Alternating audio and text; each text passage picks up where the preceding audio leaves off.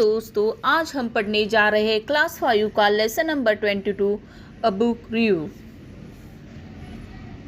George secret की to the universe, George की ब्रह्मांड की गुप्त चाबी। George's dad is an ardent environmentalist. In fact, both his parents are convinced that modern invention of science and technology have caused a lot of damage on the earth. George के पिता एक उत्साही पर्यावरणवादी है।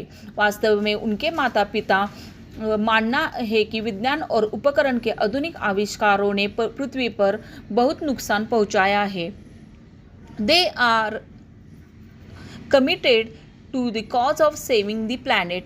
वे ग्रह को बचाने के लिए प्रतिबद्ध है।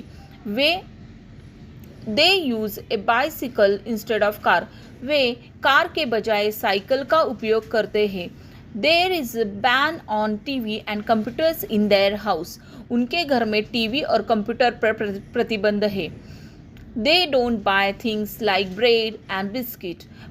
वे ब्रेड और बिस्किट जैसी चीज़ें नहीं खरीदते हैं। They don't buy, even they not eat vegetarian and home cooked food. वे केवल शाकाहारी और घर का बना खाना खाते हैं। They even use candles to light the house to avoid using electricity.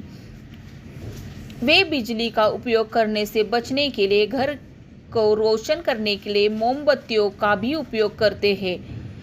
Poor George has to suffer a lot of jeering and ridicule from his friends because of all this. George को इन सब के कारण अपने दोस्तों से बहुत मजाक और उपहास सहन करना पड़ता है।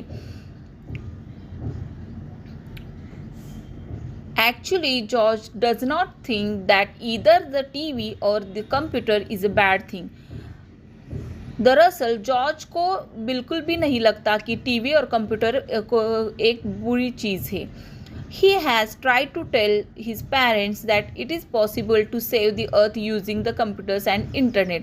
वो अपने माता पिता को बहुत समझाने की कोशिश करता है कि कंप्यूटर और इंटरनेट का उपयोग करके हम पृथ्वी को बचा सकते हैं।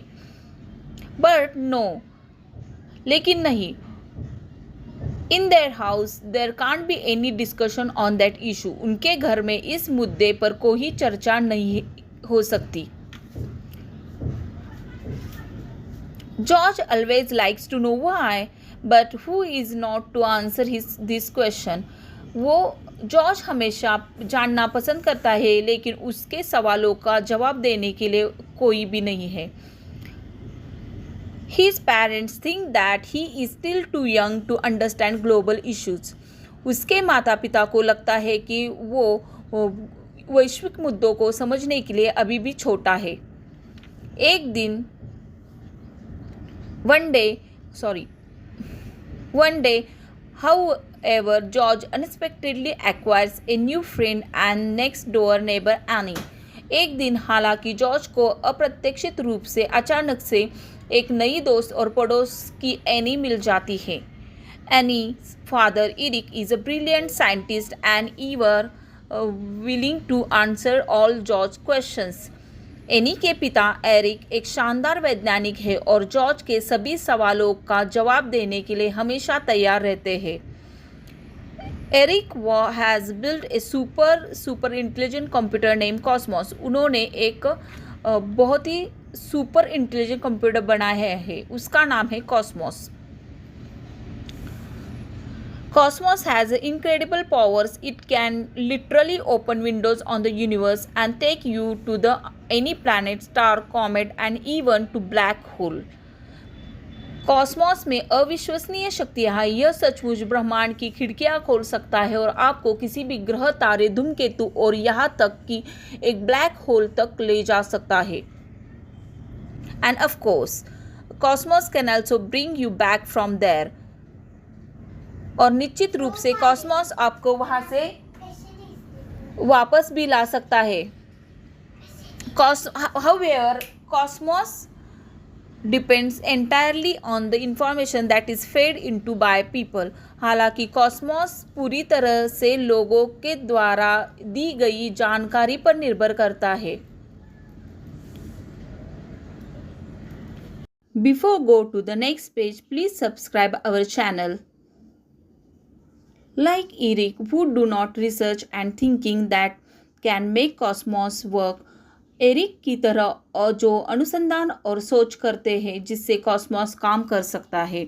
Science can be used for a good cause and a group of good scientists like Eric have to it for people's welfare. विज्ञान का उपयोग अच्छे उद्देश्य के लिए किया जा सकता है और एरिक जैसे अच्छे वैज्ञानिकों के एक समूह ने इसे लोगों को कल्याण के लिए उपयोग करने की कसम खाई है. Unfortunately, there is one odd, angry scientist who want to use science for his own selfish motives. दुर्भाग्य से एक विचित्र साइंटिस्ट, गुस्सेल साइंटिस्ट है जिसने विज्ञान का उपयोग अपने स्वार्थ के लिए करना चाहता है. He is planning to steal cosmos and all of Eric's research so that he can establish his own rule on another planet. वह कॉस्मोस और एरिक के सभी शोधों को चुराने की योजना बना रहा है ताकि वह दूसरे ग्रह पर अपना शासन स्थापित कर सके, अपना राज्य स्थापित कर सके. It so happens that only George can do something to overcome that weak plans of the nasty scientist. ऐसा होता है कि केवल जॉर्ज ही बुरे वैज्ञानिक की दुष्ट योजनाओं को दूर करने के लिए कुछ कर सकता है. If you want to know what adventures he undertakes and what strategy he has to use to stop the power of hungry scientists, you have to read the novel George's Secret Key to the Universe. यदि आप जानना चाहते हैं कि वह कौन से साहसिक कार्य करता है और सत्ता के भूखे वैज्ञानिक को रोकने के लिए उसे कौन सा रणनीति अपनानी पड़ती है, तो आपको उपन्यास जॉर्ज की ब्रह्मांड की गुप्त चाबी पढ़ना होगा. The author of this wonderful adventure is Lucky Hawking. The story of the novel is imaginary, but it also includes plenty of charts, photograph boxes that give you hard facts about our solar system, galaxy, space, and the whole universe. इस अद्भुत साहसिक कहानी की लेखिका Lucy Hawking है. उपन्यास की कहानी काल्पनिक है, लेकिन इसमें बहुत सारे चार्ट, तस्वीरें, बक्से भी शामिल है जो आपको हमारे सौरमंडल, आकाशगंगाओं और अंतरिक्ष और पूरे ब्रह्मांड के बारे में सच्चाई बताते हैं. This information has been presented in very simple, easy to understand manner by none other than Stephen Hawking, who is said to be one of the greatest scientists of our times. यह जानकारी इसे बहुत ही सरल और समझने में आसान तरीके से स्टीफन हॉकिंग ने प्रस्तुत किया है, जिन्हें हमारे समय के सबसे महान वैज्ञानिकों में से एक कहा जाता है. His achievements are all the more astounding as he is a victim of many physical ailments. जिन्हें हमारे समय के सबसे महान वैज्ञानिकों में से एक कहा जाता है, उनकी उपलब्धियों इसलिए और भी आश्चर्यजनक क्योंकि वे कई शारीरिक बीमारियों से पीड़ित थे. He has to use a wheelchair to move about, uses a computerized voice system in order to speak. The story of Stephen Hawking's triumph or his disabilities is itself an inspiring adventure. उन्हें चलने फिरने के लिए wheelchair का इस्तेमाल करना पड़ता है और बोलने के लिए उन्हें कंप्यूटराइज वॉइस सिस्टम का इस्तेमाल करना पड़ता है. स्टीफन हॉकिंग की अपनी शारीरिक अक्षमताओं पर विजय की कहानी अपने आप में एक प्रेरणादायक साहसिक कार्य है. The book includes very attractive and expressive sketches drawn by Gary Parsons. इस पुस्तक में गैरी पार्सन्स द्वारा बनाए गए बहुत ही आकर्षक और भावपूर्ण रेखाचित्र शामिल है. It is true that excessive use of science and technology can give rise to certain problems, but turning away from technology is not the solution.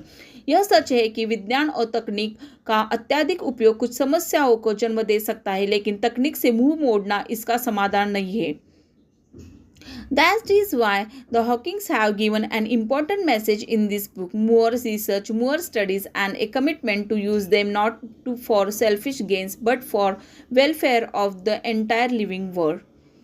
इसलिए हॉकिंग ने इस पुस्तक में एक महत्वपूर्ण संदेश दिया है: अधिक शोध, अधिक अध्ययन और उनका उपयोग स्वार्थी लाभ के लिए नहीं बल्कि संपूर्ण जगत के कल्याण के लिए करने की प्रतिबद्धता है।